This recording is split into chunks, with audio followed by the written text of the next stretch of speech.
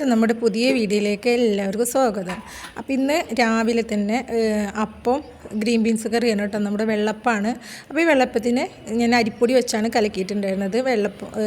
അരിപ്പൊടിയും ഈസ്റ്റ്, കുറച്ച് തേങ്ങയും കുറച്ച് ചോറ് അധികമൊന്നും വേണ്ട കേട്ടോ. ഒരു കയ്യിൽ ചോറും 2 കപ്പ് അരിപ്പൊടിയും പിന്നെ ഒരു നുള്ളി ഈസ്റ്റും കൂടി ചേർത്ത് അരച്ച് വെച്ചതാണ് കേട്ടോ. കുറച്ച് ഒരു മുറി തേങ്ങയുടെ പകുതിയും കൂടി തേങ്ങയാണ് ഇതിൽ ഞാൻ ചേർത്തിട്ടുള്ളത്. അപ്പോൾ നന്നായി പൊന്തി വന്നിട്ടുണ്ട് കേട്ടോ. അപ്പോൾ ഇനി നമുക്ക് അതിൽ ഉപ്പൊക്കെ വെച്ച് മാറ്റി വെച്ചിട്ടുണ്ട്. ഇനി നമുക്കിതിന് ഗ്രീൻ ബീൻസ് ഞാൻ തലേ ദിവസം തന്നെ വെള്ളത്തിലിട്ട് വെച്ചിട്ടുണ്ടായിരുന്നതാണ്. അപ്പോൾ അത് നന്നായി കഴുകി തലേ ദിവസം നമ്മൾ വെള്ളത്തിലിട്ട് വെച്ചാലും കറിക്ക് എടുക്കുന്ന സമയത്ത് നന്നായിട്ടൊന്ന് കഴുകണം കേട്ടോ. അല്ലെങ്കിൽ നമ്മൾ ആ വെള്ളത്തിൻ്റെ മുകളിൽ ഇങ്ങനെ ഒരു പതപ്പായിട്ട് കാണാം. അതോടെ ചേർത്ത് കഴിഞ്ഞാൽ കറിക്കൊരു ചൊയായിരിക്കും കേട്ടോ. അപ്പോൾ ആ വെള്ളം കളഞ്ഞ് നന്നായി കഴുകിയതിന് ശേഷം വേണം നമ്മൾ കറിക്ക് എടുക്കാനായിട്ട്. അപ്പോൾ ഞാൻ ആവശ്യത്തിന് വെള്ളം ഒഴിച്ചിട്ടുണ്ട്. ഒരു ഇത്തിരി ഉപ്പും കൂടി ഇട്ടിട്ട് നമുക്കൊന്ന് വേവിച്ചെടുക്കാം. ഗ്രീൻ ബീൻസ് നന്നായിട്ട് വേവണം കേട്ടോ. വെന്ത് ഉടയണം, എന്നാലേ നമ്മൾ കറി നന്നാവുള്ളൂ. അപ്പോൾ നമ്മൾ ഹോട്ടലിലൊക്കെ കിട്ടുന്ന അതേ ടേസ്റ്റിലുള്ള ഗ്രീൻ ബീൻസ് റോസ്റ്റാണ് കേട്ടോ. വല്ലാണ്ട് നീട്ടി കറിയല്ല, ഒരു കുറുകിയിട്ടുള്ള റോസ്റ്റാണ്. അപ്പോൾ കറിക്ക് ഞാൻ അടുപ്പത്ത് വെച്ചതിന് ശേഷം ഞാനിതേപോലെ വെള്ളപ്പം ചുട്ടെടുക്കുകയാണ് കേട്ടോ. അപ്പോൾ ചൂടോടെ തന്നെ അപ്പം കഴിക്കാനാണ് രസം. അപ്പോൾ ഞാൻ ചൂടോടെ തന്നെ കറിയും അപ്പം ഒരുമിച്ച് ഉണ്ടാക്കി കഴിഞ്ഞാൽ ഒരുമിച്ച് കഴിക്കുകയും ചെയ്യും.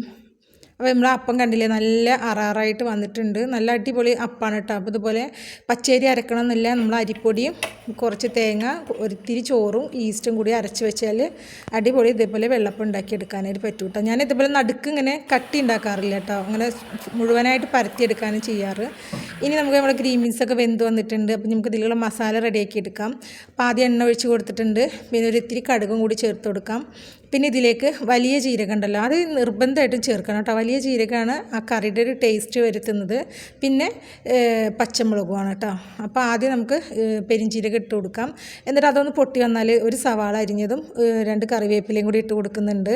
എന്നിട്ട് ഈ സവാള ഒന്ന് വഴന്ന് വരണം. ഒരു പച്ചമുളക് ചെറുതായിട്ട് അരിഞ്ഞിട്ടും ചേർക്കുന്നുണ്ട്. പച്ചമുളക് ഇനി നമുക്ക് ലാസ്റ്റ് ചേർക്കണം കറിയിട്ട് കേട്ടോ. അപ്പോഴാണ് ആ കറിക്ക് ഒരു പ്രത്യേക ടേസ്റ്റ് കിട്ടുന്നത് കേട്ടോ. നമ്മൾ റെസ്റ്റോറൻറ്റിൽ പോയിട്ട് കഴിക്കുന്ന അതേ കറിയുടെ ടേസ്റ്റാണ് കിട്ടുക. പിന്നെ ഈ ഉള്ളി ഒന്ന് വാടി വന്നാലും നമുക്ക് ഇതിലേക്ക് ഇഞ്ചി വെളുത്തുള്ളി പേസ്റ്റും കൂടി ചേർത്ത് ഒന്ന് മൂപ്പിച്ചെടുക്കാം കേട്ടോ. ഈ ഇഞ്ചിയുടെ ഒക്കെ ഒരു പച്ചമണം മാറുന്ന വരെ. പിന്നെ ഇതിലേക്ക് ഒരു ഇത്തിരി മഞ്ഞൾപ്പൊടി, ചെറിയ ടീസ്പൂൺ മല്ലിപ്പൊടി, ഒരുപാട് മസാല ഒന്നും ഇടരുത് കേട്ടോ. ഒരു ചെറിയ ടീസ്പൂൺ മല്ലിപ്പൊടിയും 1/2 ടീസ്പൂണോളം മുളക് പൊടിയും ചേർക്കുന്നുണ്ട്. പിന്നെ ഗരം മസാല ഒരു 1/4 ടീസ്പൂണോളം ഗരം മസാലയും കുരുമുളകും പൊടിയും ചേർക്കുന്നുണ്ട് കേട്ടോ. എന്നിട്ട് ഇതെല്ലാം കൂടി നന്നായിട്ടൊന്ന് മൂപ്പിച്ചെടുക്കുക. ഇരുമ്പ് ചട്ടിയാണെങ്കിൽ പ്രത്യേകം ശ്രദ്ധിക്കണം, തീ നന്നായിട്ട് കുറച്ച് വെക്കണം പൊടികൾ ചേർക്കുമ്പോൾ. എന്നിട്ട് നമുക്ക് ഈ പൊടികളൊക്കെ ഒന്ന് വറുത്തെടുക്കാം. ഒരു നല്ലൊരു മൂത്ത മണം വരുമല്ലോ, അതുവരെ ഒന്ന് വറുത്തെടുക്കാം കേട്ടോ. പിന്നെ ഇതിലേക്ക് ഒരു തക്കാളി ചെറുതായിട്ട് അരിഞ്ഞതും കൂടി ചേർത്ത് കൊടുക്കുക. ഈ തക്കാളി നന്നായിട്ട് വെന്തുടയണ വരെ നമുക്കൊന്ന് വഴറ്റിയെടുക്കണം കേട്ടോ. നന്നായിട്ട് ഉടയണം തക്കാളി ഇട്ട്. അതിന് ശേഷം നമുക്ക് ഗ്രീൻ ബീൻസ് ചേർത്ത് കൊടുത്താൽ മതി. അപ്പോൾ ഒന്ന് വെന്ത് ഉടയാനായിട്ട് ഒരു ഇത്തിരി വെള്ളം ചേർത്ത് കൊടുക്കുന്നുണ്ട് കേട്ടോ. അല്ലെങ്കിൽ നമ്മൾ തക്കാളി പച്ച തക്കാളി, അധികം പഴുക്കാത്ത തക്കാളി ആയതുകൊണ്ട് ഉടയാനായിട്ട് കുറച്ച് പണിയാണ്. അപ്പോൾ ഞാൻ ഒരു ഇത്തിരി വെള്ളം കൂടി ചേർത്ത് കൊടുത്തിട്ട് നന്നായിട്ടൊന്ന് ഉടച്ചെടുക്കുന്നുണ്ട്. തക്കാളി ഇട്ടൊന്ന് വേവിച്ചെടുക്കുന്നുണ്ട്. ഇനി നമ്മളുടെ ഇതൊക്കെ ഉടഞ്ഞു വന്നിട്ടുണ്ട്. അപ്പോൾ നമ്മൾ ഗ്രീൻ ബീൻസ് നന്നായിട്ട് വെന്ത് ഉടഞ്ഞിട്ടുണ്ട് കേട്ടോ. ഇങ്ങനെ അതിൻ്റെ ഗ്രീൻ ബീൻസിൻ്റെ മുകളിലുള്ള തൊലിയൊക്കെ ഇങ്ങനെ വിട്ട് വരുമല്ലോ, അതേ രീതിയിൽ വെന്ത് കിട്ടണം കേട്ടോ. എന്നിട്ട് നമ്മൾ തക്കാളിയൊക്കെ ഒന്നും കൂടി കയ്യിൽ വെച്ച് ഉടച്ച് കൊടുക്കുന്നുണ്ട്. എന്നിട്ട് നമ്മൾ ഗ്രീൻ ബീൻസ് ഇതിലേക്ക് ചേർത്ത് കൊടുക്കാം. അടിപൊളി ടേസ്റ്റാണ് കേട്ടോ. ഈ കറി അപ്പത്തിൻ്റെ കൂടെയും ചപ്പാത്തിൻ്റെ കൂടെയൊക്കെ നല്ല ടേസ്റ്റാണ് കേട്ടോ. അപ്പോൾ ഇതേപോലെ വെക്കാത്തവരുണ്ടെങ്കിലൊന്ന് ഇതുപോലെ വെച്ച് നോക്കണം കേട്ടോ. നമുക്ക് എന്തായാലും ഇതിൻ്റെ ടേസ്റ്റ് ഇഷ്ടപ്പെടും. അപ്പോൾ നമ്മൾ ഗ്രീൻ ബീൻസൊക്കെ ഇതിലേക്ക് ഒഴിച്ചു കൊടുക്കുന്നുണ്ട്. നമുക്ക് കറി ഉണ്ടാക്കാനും വളരെ സിമ്പിളാണ് കേട്ടോ, വളരെ എളുപ്പമാണ്. ഇനി എല്ലാം കൂടി നന്നായിട്ടൊന്ന് മിക്സ് ചെയ്തെടുക്കുക. ഈ സമയം നമുക്ക് കറി ഒന്നുകൂടി ലൂസ് വേണമെന്നുണ്ടെങ്കിൽ ഒരു ഇത്തിരി കൂടി വെള്ളം ചേർത്ത് കൊടുക്കുക കേട്ടോ. ഞാനിപ്പോൾ ഒരു ഇത്തിരി വെള്ളം ഒഴിച്ചു കൊടുത്തിട്ടുണ്ട്, ഒന്ന് നീട്ടിയെടുത്തിട്ടുണ്ട് കേട്ടോ. അതല്ല അങ്ങനെ റോസ്റ്റായിട്ട് വേണമെന്നുണ്ടെങ്കിൽ നമുക്ക് പൂരിയുടെ കൂടെയൊക്കെ കഴിക്കാൻ നല്ലതാണ്. പിന്നെ ഒരു പച്ചമുളക് അടുപ്പ് ഓഫ് ചെയ്തതിന് ശേഷം ഈ കറിയുടെ മുകളിലേക്ക് ഇട്ട് കൊടുക്കുന്നുണ്ട് കേട്ടോ. അപ്പോൾ നമ്മുടെ കറി റെഡി ആയിട്ടുണ്ട്. അപ്പം അപ്പുറത്തത് റെഡി ആയിക്കൊണ്ടിരിക്കുന്നുണ്ട്. അപ്പോൾ രാവിലത്തെ പണി ഒരുവിധമൊക്കെ കഴിഞ്ഞു. പിന്നെ ഇതൊക്കെ ഉണ്ടാക്കി കഴിഞ്ഞാൽ പാത്രങ്ങളൊക്കെ നേരെ കഴുകി വൃത്തിയാക്കി കിച്ചനൊക്കെ സ്ലാബൊക്കെ തുടച്ച് വൃത്തിയാക്കി ഇടും കേട്ടോ. എന്നിട്ട് പിന്നെ കുറച്ച് നേരം പുറത്തൊക്കെ നടക്കും. അപ്പോൾ നമ്മുടെ അപ്പം നല്ല പൂ പോലത്തെ പാലപ്പാണ് കേട്ടോ. അപ്പം ഞാൻ രാവിലത്തെ കിച്ചണിലെ പണിയൊക്കെ കഴിഞ്ഞ് വന്ന് പുറത്തിറങ്ങും. ഇത് നമ്മുടെ ചായ മിൻസ എന്ന് പറഞ്ഞ ചീര ഉണ്ടല്ലോ, അതാണ്. അത് അരിഞ്ഞുകൊണ്ടിരിക്കുന്നത് നമുക്ക് കഴിക്കാനല്ല കേട്ടോ. അത് പുറത്ത് വെച്ച് അരിയുന്നത് ഉമ്മ വന്നിട്ടുണ്ടായിരുന്നു. അപ്പോൾ ഉമ്മക്ക് അവിടെ കുറേ കോഴിയൊക്കെ ഉണ്ട്. അപ്പോൾ ഈ കോഴി നാടൻ കോഴിയാണ്. അപ്പോൾ അവർ ഈ ചീര അരിഞ്ഞിട്ട് കൊടുത്താൽ, അതുപോലെ ചേമ്പിൻ്റെ ഇലയും തണ്ടൊക്കെ ഉണ്ടല്ലോ, അതുപോലെ ഇങ്ങനെ ചെറുതായിട്ട് അരിഞ്ഞു കഴിഞ്ഞാൽ അവർ നന്നായിട്ട് കഴിക്കും എന്നാണ് പറഞ്ഞത് കേട്ടോ. അപ്പോൾ അവർക്ക് വേണ്ടിയിട്ട് ഉമ്മ വന്നതാണ്, അവർക്ക് ചീരയും ചേമ്പിൻ്റെ ഇലയൊക്കെ അരിഞ്ഞു കൊണ്ടുപോകാൻ വേണ്ടിയിട്ട്. അപ്പോൾ അതൊന്ന് നിങ്ങൾക്ക് ഷെയർ ചെയ്തതാണ്. നിങ്ങളുടെയൊക്കെ വീട്ടിൽ കോഴികൾ ഒരുപാട് ഉണ്ടെന്നുണ്ടെങ്കിൽ അവർക്ക് ഒരു നേരത്തെ ഭക്ഷണമായിട്ടൊക്കെ ഇങ്ങനത്തെ ചീരയോ ചേമ്പൊക്കെ അരിഞ്ഞു കൊടുത്തു നോക്കുന്നുണ്ട് കേട്ടോ. ഇതെൻ്റെ പ്ലാവാണ് കേട്ടോ, ഞാൻ സ്നേഹിച്ച് വളർത്തുന്നൊരു പ്ലാവാണ്.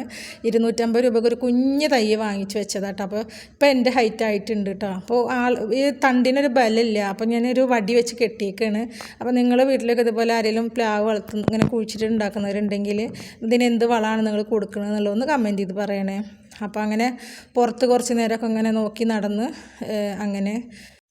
അങ്ങനെ നിൽക്കുമ്പോഴാണ് കേട്ടോ നമ്മുടെ കൈപ്പക്ക ഒന്ന് പഴുത്ത് നിൽക്കുന്നത് കണ്ടത്. 2 കൈപ്പക്കയും പഴുത്തിട്ടുണ്ടായിരുന്നു കേട്ടോ. ഞാൻ കഴിഞ്ഞ വീഡിയോയിൽ കാണിച്ചിട്ടുണ്ടായിരുന്നു ഈ പാവക്ക എന്ന് പറയുന്നത് മനസ്സിലാവുമല്ലോ, അത് പഴുത്ത് കിടക്കുന്നുണ്ടായിരുന്നു കേട്ടോ. അപ്പോൾ അത് പൊട്ടിക്കട്ടെ എന്ന് വിചാരിച്ച് പൊട്ടിക്കാൻ തോന്നാതെ നിർത്തിയതാണ് കേട്ടോ. നമുക്ക് വീട്ടിലുണ്ടായ ഒരു സാധനം പെട്ടെന്ന് പൊട്ടിക്കാൻ തോന്നില്ലല്ലോ, അപ്പോൾ നിർത്തിയിട്ട് പിന്നെ പഴുത്തിട്ടാണ് കണ്ടത് കേട്ടോ. അപ്പോൾ അത് പൊട്ടിച്ചെടുത്തിട്ടുണ്ട്. ഇപ്പോൾ ഇതാ നല്ല മഞ്ഞ കളറായിട്ടുണ്ട്.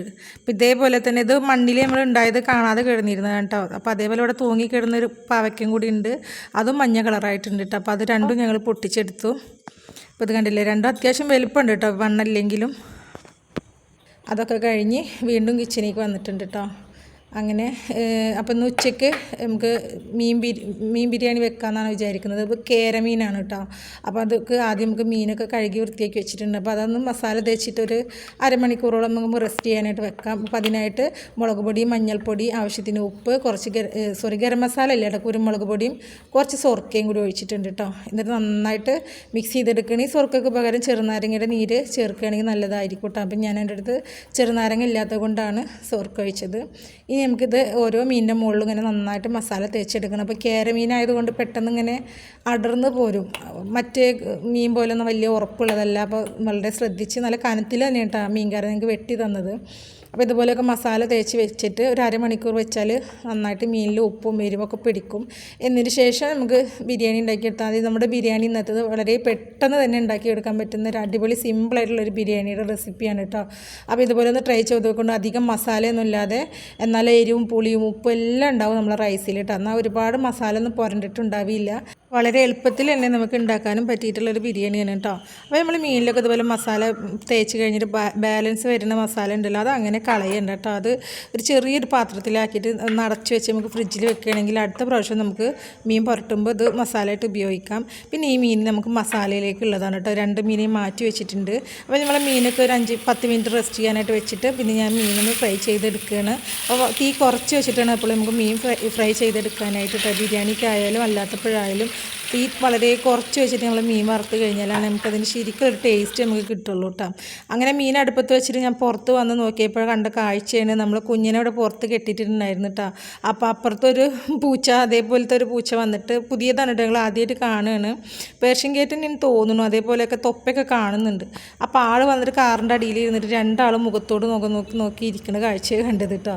അങ്ങനെ അവിടെയൊക്കെ ഒന്ന് പോയി നോക്കി വന്ന് നമ്മൾ മീനൊക്കെ ശരിക്കും മൊരിച്ചെടുത്തിട്ടുണ്ട്. ഇതുപോലെ ഒരു നല്ല മൊരിയരുത് കേട്ടോ, എന്നാലും ഇങ്ങനെ ചെറുതായി കുക്കായി വരികയും വേണം.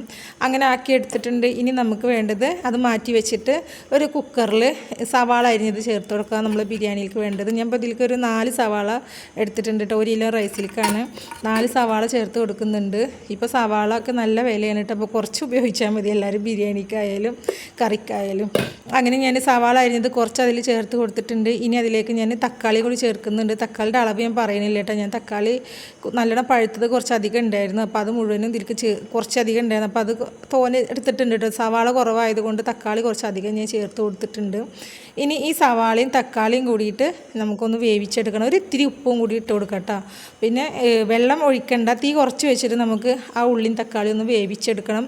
ഒരു വിസിലോ 2 വിസിലോ അടിച്ച് കഴിഞ്ഞാൽ നമുക്ക് ഓഫ് ചെയ്യാം കേട്ടോ. വിസിൽ നമുക്ക് ഓരോരുത്തരുടെ കുക്കർ എങ്ങനെയാണ് വിസിൽ നമുക്ക് അറിയില്ലല്ലോ. അപ്പോൾ ഏകദേശം നമുക്കൊരു കണക്കറിയാലോ എത്ര എണ്ണം അടിച്ചാലാണ് അത് വെന്ത് കിട്ടുക എന്നുള്ളത്. അപ്പോൾ ആ ഒരു കണക്കിന് നന്നായി തീ കുറച്ച് വെച്ചിട്ട് വേണം നമുക്ക് വേവിച്ചെടുക്കാനായിട്ട് കേട്ടോ. അപ്പോൾ അതൊക്കെ അടുപ്പത്ത് വെച്ചിട്ട് ഞാൻ ആ സമയം കൊണ്ട് ആ സമയത്ത് ഉണ്ടായിരുന്ന പാത്രങ്ങളൊക്കെ കഴുകി വെക്കുകയാണ്. എടുക്കുമ്പോൾ നമ്മൾ അപ്പം തന്നെയുള്ള പാത്രങ്ങളൊക്കെ അപ്പം തന്നെ കഴുകി വെക്കുകയാണെങ്കിൽ നമുക്ക് അവസാനം ഒരുപാട് ഭാരം പറ്റും പണികളുണ്ടെന്ന് തോന്നില്ല കേട്ടോ. ഈ നമ്മൾ ചെയ്യുന്ന പണിക്കൊപ്പം ഈ പാത്രങ്ങളൊക്കെ ഇങ്ങനെ കൂട്ടിയിടാതെ അപ്പോൾക്കൊപ്പം ഇങ്ങനെ കഴുകി എടുക്കുകയാണെങ്കിൽ പെട്ടെന്ന് നമുക്ക് പണി തീരും ചെയ്യും. പണികൾ നമുക്ക് ഭാരമായിട്ട് തോന്നിയില്ല. അപ്പോൾ അങ്ങനെ നമ്മളെ പാത്രമൊക്കെ കഴുകി നമ്മൾ സവാളയും തക്കാളിയൊക്കെ നന്നായി വെന്ത് വന്നിട്ടുണ്ട്. ഇനി നമുക്ക് ഇതിലേക്കുള്ള മസാല റെഡിയാക്കി എടുക്കാൻ കേട്ടോ. അപ്പോൾ മസാല ഞാൻ ഇതേപോലെ കുഞ്ഞൊരു ഉരുളിയിലാണ് മസാല റെഡിയാക്കി എടുക്കാറ്. അപ്പോൾ ഈ ഉരുളി വിട്ടൊരു കളിയില്ല കേട്ടോ. ഞാൻ എന്ത് മസാല ഉണ്ടാക്കുകയാണെങ്കിലും പലഹാരം ഉണ്ടാക്കുകയാണെങ്കിലും ഒക്കെ ഈ കുഞ്ഞു ഉരുളിയാണ്. അപ്പോൾ ഇതിലേക്ക് നമുക്ക് കുറച്ച് ഓയിൽ ഒഴിച്ച് കൊടുത്തിട്ടുണ്ട്. ഞാൻ നെയ്യ് തീരെ ഉപയോഗിക്കാറില്ല കേട്ടോ. ബിരിയാണി വെക്കുമ്പോൾ സൺഫ്ലവർ ഓയിലാണ് ഉപയോഗിക്കാറ്.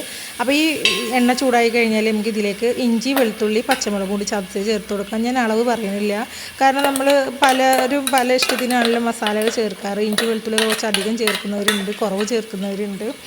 അപ്പോൾ ഇഞ്ചി വെളുത്തുള്ളി പേസ്റ്റും അതുപോലെ പച്ചമുളകും ചേർത്തിട്ടുണ്ട് കേട്ടോ. അതൊക്കെ കൂടിയിട്ട് ഞാൻ ഈ എണ്ണയിലേക്ക് ഇട്ട് കൊടുത്തിട്ടുണ്ട്. ഇനി ഇതൊന്ന് ഈ പച്ചമുളകിൻ്റെയും ഇഞ്ചിയുടെയും വെളുത്തുള്ളിയുടെ ഒക്കെ ഒരു പച്ച ഉണ്ടല്ലോ, അതൊന്ന് മാറോളം നന്നായിട്ടൊന്ന് വഴറ്റി കൊടുക്കുക. അപ്പോൾ നന്നായിട്ടൊന്ന് വഴന്നോട്ടെ കേട്ടോ. പിന്നെ നമുക്ക് സവാള വഴറ്റേണ്ട ആവശ്യമൊന്നും വരുന്നില്ലല്ലോ. ഇനി അതേ സമയം തന്നെ ഞാൻ അപ്പുറത്തെ അടുപ്പിൽ അരിക്ക് വെള്ളം വെച്ചിട്ടുണ്ടായിരുന്നു. ആ വെള്ളം തിളച്ച് വന്നിട്ടുണ്ട്. അപ്പോൾ നമ്മൾ അരി കഴുകി വെച്ചിട്ടുണ്ടായിരുന്നു കേട്ടോ ഒരു 10 മിനിറ്റ് മുന്നേ. അപ്പോൾ ആ അരിയും കൂടി നമ്മൾ വെള്ളത്തിലിട്ട് കൊടുത്തിട്ടുണ്ട്. അപ്പോൾ നമ്മൾ മസാല റെഡിയാവുന്നതിൻ്റെ ഒപ്പം തന്നെ നമ്മൾ അരിയും വെന്ത് കിട്ടും. അപ്പോൾ നമ്മൾ വേഗം നമ്മൾ പണികൾ കഴിയും. അപ്പോൾ ഞാൻ ഒരടുപ്പത്ത് അരിയും വെച്ചിട്ടുണ്ട്, ഒരടുപ്പത്ത് നമ്മൾ മസാല റെഡിയാക്കുന്നുണ്ട്. മീൻ ആദ്യം വറുത്ത് വെച്ചിട്ടുണ്ട്. അപ്പോൾ എത്ര വേഗം നമുക്ക് പണികൾ കഴിയും വേഗം ചെയ്യുകയാണെങ്കിൽ കേട്ടോ. അപ്പോൾ നമുക്ക് നേരത്തെ പണിയും കഴിഞ്ഞ് കുളിയൊക്കെ കഴിഞ്ഞ് ഫ്രീ ആയിട്ട് ഇരിക്കാനും പറ്റും. അപ്പോൾ നമ്മൾ ഇഞ്ചി വെളുത്തുള്ളിയൊക്കെ മൂത്ത് വന്നപ്പോൾ അതിലേക്ക് കുറച്ച് മഞ്ഞൾപ്പൊടി, പിന്നെന്താ ചേർത്തത്, കുരുമുളക് പൊടി, ഗരം മസാല ചേർത്ത് കൊടുത്തിട്ടുണ്ട്. പിന്നെ ഇതിലേക്ക് ഒരു ഇത്തിരി മുളകും പൊടി കൂടി ചേർക്കണം കേട്ടോ. അപ്പോൾ മുളകും പൊടി അധികം ചേർക്കേണ്ട, ഒരു ഇത്തിരി ചേർത്താൽ മതി, ബാക്കി കുരുമുളക് പൊടി ചേർക്കാം കേട്ടോ. അപ്പോൾ ഒരു 1/4 ടീസ്പൂണോളം ഞാൻ മുളകും പൊടിയും കൂടി ചേർത്തിട്ടുണ്ട്. എന്നിട്ട് എല്ലാം കൂടിയിട്ട് ഒന്ന് നന്നായിട്ടൊന്ന് മൂപ്പിച്ചെടുക്കുക. ആ പച്ചമണം ഒന്ന് മാറോളം ഒന്ന് വഴറ്റി കൊടുക്കുക. പൊടികൾ ചേർക്കുമ്പോൾ എപ്പോഴും തീ കുറച്ച് വെക്കണം കേട്ടോ, അല്ലെങ്കിൽ പെട്ടെന്ന് കരിഞ്ഞ് പോവും. ഇപ്പോൾ ഇതൊന്നും മൂത്ത് വന്നിട്ടുണ്ട്. ഇനി നമുക്ക് ഇതിലേക്ക് നമ്മൾ തക്കാളിയും സവാളയും കൂടി വേവിച്ചത് ഇതിലേക്ക് ഒഴിച്ചു കൊടുക്കാം. അപ്പോൾ ഒരു ഇത്തിരി വെള്ളം ഉണ്ടാവും കേട്ടോ. നമ്മൾ തക്കാളിയിൽ നിന്ന് സവാളയിൽ നിന്നൊക്കെ ഇറങ്ങി വരുന്ന വെള്ളമാണ്. അപ്പോൾ അത് കളയണ്ട, അത് നമുക്കൊന്ന് വറ്റിച്ചെടുത്താൽ മതി കേട്ടോ. അപ്പോൾ അതെല്ലാം കൂടി നമ്മൾ ഉരുളിലേക്ക് ചേർത്തിട്ട് ഒന്ന് തീ കൂട്ടി വെക്കുക. അപ്പോൾ പെട്ടെന്ന് തന്നെ നമുക്ക് ആ വെള്ളമൊക്കെ ഒന്ന് വറ്റി കിട്ടും കേട്ടോ. അപ്പോൾ തീ ഒന്ന് കൂട്ടി വെച്ചിട്ട് നന്നായിട്ടൊന്ന് വറ്റിച്ചെടുക്കാം. അപ്പോൾ നമ്മൾ തക്കാളിയും സവാളയൊക്കെ നന്നായി വെന്ത് തുടങ്ങിയിട്ടുണ്ട് കേട്ടോ. അപ്പോൾ ഇങ്ങനെ ചെയ്യുമ്പോൾ നമുക്ക് പെട്ടെന്ന് തന്നെ നമ്മൾ പണികൾ തീരും.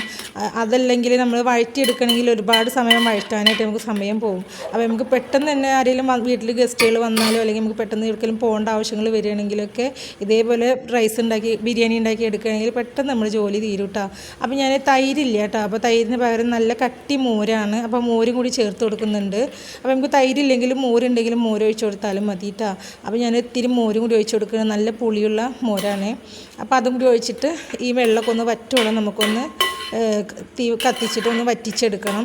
പിന്നെ ഇതിലേക്ക് നമുക്ക് നേരത്തെ മാറ്റി വെച്ച 2 പീസ് മീനുണ്ട് കേട്ടോ, അതുകൂടി ചേർത്ത് കൊടുക്കണം. നമ്മൾ ഫിഷായാലും ചിക്കനായാലും ബിരിയാണി വെക്കുമ്പോൾ ഫ്രൈ ചെയ്തിട്ടാണ് വെക്കുന്നുണ്ടെങ്കിൽ 1-2 പീസ് 2-3 പീസ് അത് നമ്മൾ എപ്പോഴും നമ്മളെ മസാലയിൽ ഇടണം. എന്നാലേ നമ്മളെ മസാലയ്ക്ക് ശരിക്കും ആ മീനിൻ്റെ ഒക്കെ ഒരു ടേസ്റ്റ് നമ്മൾ മസാലയിൽ ഇറങ്ങുള്ളൂ. നമ്മൾ ഫ്രൈ ചെയ്ത് വെക്കുമ്പോൾ ആ റൈസിൻ്റെ മുകളിൽ ഫിഷ് വെക്കുമ്പോൾ നമ്മൾ മസാലയിൽ മീനിൻ്റെ ഒരു ടേസ്റ്റും വരാറില്ല.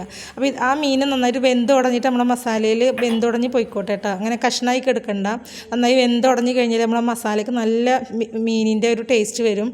അപ്പോൾ നമ്മൾ മീൻ മസാലയൊക്കെ വെന്തുടഞ്ഞിട്ടുണ്ടെങ്കിൽ മല്ലിച്ചപ്പും കൂടി ഇട്ടിട്ടുണ്ട് കേട്ടോ. എന്നിട്ട് നമ്മളൊരു ദമ്മ് ചെയ്യുന്നത് ഞാൻ ചോറ് വെച്ചിരുന്ന പാത്രത്തിൽ തന്നെയാണ്. പടിയിൽ ഒരു ഇത്തിരി ഓയിൽ വെച്ച് ഒന്ന് ചുറ്റിച്ച് കൊടുത്തിട്ട് നമുക്ക് കുറച്ച് മസാല അതിലേക്കൊന്ന് ഇട്ട് കൊടുക്കുക. പിന്നെ നമ്മൾ വേവിച്ചെടുത്ത ചോറുണ്ടല്ലോ അത് ഇതിൻ്റെ മുകളിൽ പകുതി ചേർത്ത് കൊടുക്കുക കേട്ടോ. എന്നിട്ട് പകുതിയുടെ മുകളിൽ മസാല ഇട്ടിട്ട് നമുക്ക് ദമ്മാക്കി എടുക്കുകയാണ് ചെയ്യുന്നത്. അപ്പോൾ ആദ്യം ഞാൻ പിന്നെ ഇതിലേക്ക് കുറച്ച് പൈനാപ്പിൾ എസൻസും കൂടി ചേർക്കണം കേട്ടോ. കുറച്ചൊരു 2-3 തുള്ളി, അതിൽ കൂടുതൽ ആവരുത് കേട്ടോ.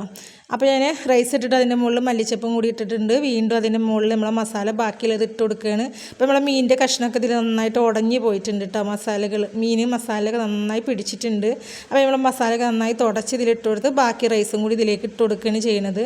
അപ്പോൾ അങ്ങനെ നമ്മൾ റൈസ് ഇടുമ്പോൾ ഇങ്ങനെ അമർത്തി വെക്കരുത് കേട്ടോ. അമർത്തി വെച്ചാൽ നമ്മളെ ചോറ് ഇങ്ങനെ കട്ട പിടിച്ചാവും കിട്ടുക. അപ്പോൾ നമ്മൾ റൈസ് ഇടുമ്പോൾ എപ്പോഴും ലൂസാക്കിയിട്ട് നമ്മളെ ചോറിനതിൽ ഇട്ട് കൊടുക്കണേ. അങ്ങനെ അമർത്തി വെച്ച് കഴിഞ്ഞാൽ നമ്മൾ വിളമ്പുന്ന സമയത്ത് ഇങ്ങനെ കട്ട പിടിച്ചായിരിക്കും നമ്മൾ ചോറുണ്ടാവുക. അപ്പോൾ അങ്ങനെ ചെയ്യരുതിട്ട് നമ്മൾ ചോറിനിങ്ങനെ ലൂസാക്കിയിട്ട് നമ്മൾ അങ്ങോട്ടും ഇങ്ങോട്ടൊക്കെ തട്ടി വെച്ച് കൊടുക്കാനേ പാടുള്ളൂ. ഇനി നമുക്ക് ഇതിൻ്റെ മുകളിലേക്ക് കുറച്ച് ഒരു 4-5 തുള്ളി പൈനാപ്പിൾ എസൻസ്, ഒരുപാട് വേണ്ട. അപ്പോൾ നമുക്ക് നല്ല കുത്ത് മണം വരും കേട്ടോ. എന്നിട്ട് കുറച്ച് ഗരം മസാലയും കൂടി അതിൻ്റെ മുകളിൽ ചേർക്കുന്നുണ്ട്. പിന്നെ കുറച്ച് മല്ലിയിലയും കൂടി ചേർത്ത് കൊടുക്കാം. പിന്നെ ഇതാട്ടോ എസൻസ് അധികം ചേർക്കണ്ട, ഞാൻ വീണ്ടും പറയണം കേട്ടോ. ഒരുപാട് ചേർത്ത് കഴിഞ്ഞാൽ നല്ല കുത്തൽ വരുമ്പോൾ കഴിക്കാനും പറ്റില്ല. അപ്പോൾ പൈനാപ്പിൾ എസൻസും കൂടി ഒഴിച്ച് കൊടുത്തിട്ട് പിന്നെ ഇതിൻ്റെ മുകളിലേക്ക് നമ്മൾ ഫ്രൈ ചെയ്ത് വെച്ചാൽ നമ്മളുടെ മീനാണ്, ആ മീനും കൂടി വെച്ച് കൊടുക്കുക കേട്ടോ. അപ്പോൾ മീനിൻ്റെ പീസ് ഇതിന് മുകളിലാണ് ഞാൻ വെച്ച് കൊടുക്കുന്നത്. മസാലയിൽ വറുത്ത മീൻ വെച്ച് കഴിഞ്ഞാൽ നമ്മൾ വിളമ്പുന്ന സമയത്തൊക്കെ പൊടിഞ്ഞു പോകും. അപ്പോൾ മസാലയ്ക്ക് നമുക്ക് ആ മണം ടേസ്റ്റും കിട്ടാൻ വേണ്ടിയിട്ട് നമ്മൾ മസാലയിൽ ആദ്യം നമ്മൾ ഫ്രൈ ചെയ്യാതെ മീൻ ചേർത്തത് കൊണ്ട് ഇതേപോലെ മുകളിൽ വെച്ച് കൊടുത്താൽ മതി കേട്ടോ. 2 പീസേ മാറ്റി വെക്കുന്നുണ്ട്, ബിരിയാണിയിൽ ഇട്ടാൽ കഴിക്കാത്ത ഒരാൾ വീട്ടിലുണ്ട് കേട്ടോ, അതുകൊണ്ടാണ്. ഇനി നമുക്കിതൊന്ന് ദം ചെയ്തെടുക്കണം. അപ്പോൾ ഞാൻ ആദ്യം ഇത് മൂടി വെച്ചിട്ടുണ്ട്. ഇനി അടുപ്പിൻ്റെ മുകളിൽ നമ്മൾ ചോറ് വെക്കുമ്പോൾ മസാല ഉണ്ടാക്കുമ്പോഴൊക്കെ ഉണ്ടായിട്ടുള്ള എണ്ണയും മെഴുക്കും പൊടിയും ഒക്കെ ഉണ്ട്. അപ്പോൾ അതൊക്കെ ഒന്ന് ഒരു ഭാഗം തുടച്ചിട്ടുണ്ട്. ഇനി ഇതേപോലെ എൻ്റെ അടുത്തൊരു പഴയ പാൻ ഉണ്ട് കേട്ടോ. ഞാൻ ഇതേപോലെ റൈസൊക്കെ വെക്കുമ്പോൾ ദം ചെയ്യാനും കേക്ക് ഉണ്ടാക്കുമ്പോഴൊക്കെ ബേക്ക് ചെയ്യാനൊക്കെ വെക്കുന്ന ഒരു പാനാണ്. അപ്പോൾ അതിൻ്റെ മുകളിലേക്ക് ഞാൻ ഈ ബിരിയാണീൻ്റെ പാത്രം വെച്ച് ഒരു വെയിറ്റും കൂടി വെച്ച് കൊടുത്തിട്ടുണ്ട്. ഇനി നമ്മൾ അടുപ്പൊക്കെ ക്ലീൻ ചെയ്ത് സ്ലാബും പാത്രങ്ങളൊക്കെ കഴുകി വൃത്തിയാക്കി കഴിഞ്ഞാൽ നമ്മൾ ഉച്ചക്കലത്തെ പരിപാടി കഴിഞ്ഞിട്ടോ.